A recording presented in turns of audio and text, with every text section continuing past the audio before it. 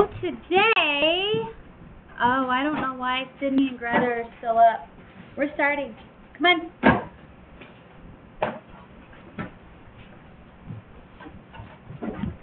On your piece of paper, write number 15 and circle it. Today, we are going to learn our third strategy for multiplying fractions, and we're going to title it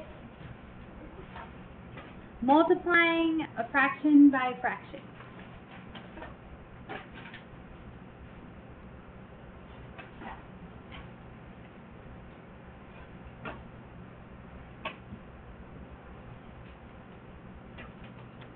And then turn to your next blank page and title it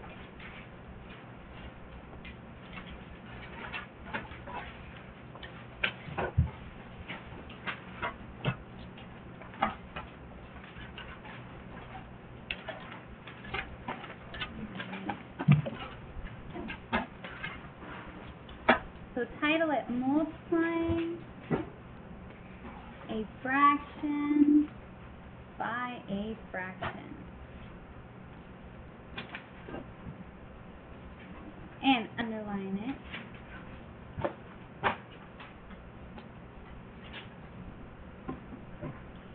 Alright, so if we look up at our focus board, today's learning target is I can multiply any two fractions.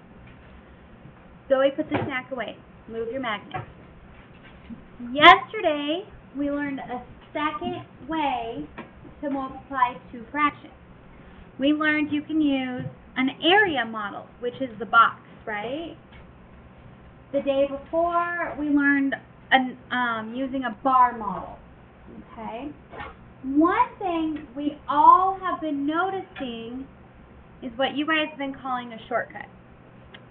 So, it's the algorithm. So today we're actually going to take notes on how to do that so that you have your third strategy. So, we're going to take our example, 5 6 times 2/3 equals.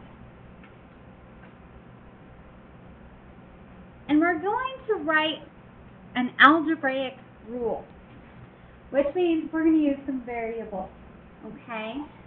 So when we look at fractions, and we want to be able to use our formula with any two fractions, right? So we're going to say A over B times C over D equals. Any ideas? Andrew.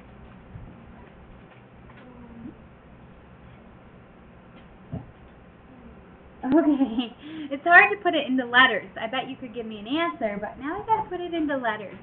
A times B and A times C and B times A. So A times C over B times D.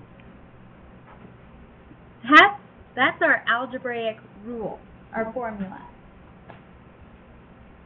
What in the world does that mean when we plug in numbers? So, let's look at our example up here.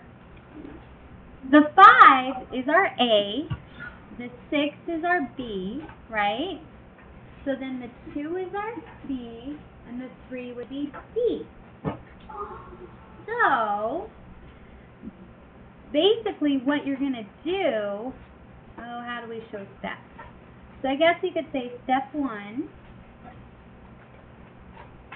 multiply, let's A times C, right? So if I do A times C, what two numbers am I multiplying? Andrew. 5 times 2. So 5 times 2. And what is 5 times 2, everybody? 10. Yeah. Step 2, Can anybody tell me step 2? Greta? Yeah, write that down. Multiply B times C. What two numbers would those be? Joey? 6 times 3. Yeah. 6 times 3. What does that equal, everybody? 18. Oh, good. That math facts practice is paying off. Step 3. Write your answer. What's our answer? 18 times, or 10 18. 10 18. Right now, we are not simplifying or reducing, okay? So 10 18 is your answer. You circle it and go on to your next problem. So parents who are listening in, when your child is doing their homework tonight, they do not need to simplify. Actually, we don't want them simplifying yet. Don't worry, they will, okay? The parents, they're listening to the lesson. Some of them do.